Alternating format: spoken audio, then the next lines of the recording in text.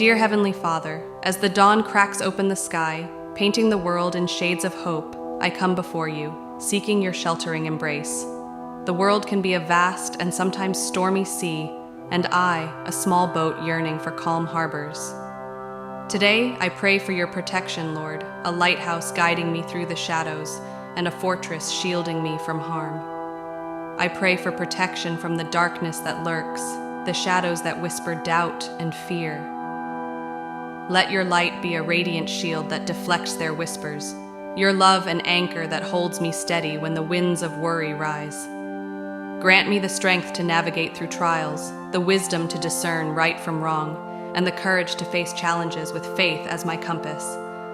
I pray for protection from harm, not just to my body, but to my spirit as well. Guard my heart from bitterness and anger, my mind from negativity and despair. Let your peace be a soothing balm against the sting of unkind words and the weight of injustice.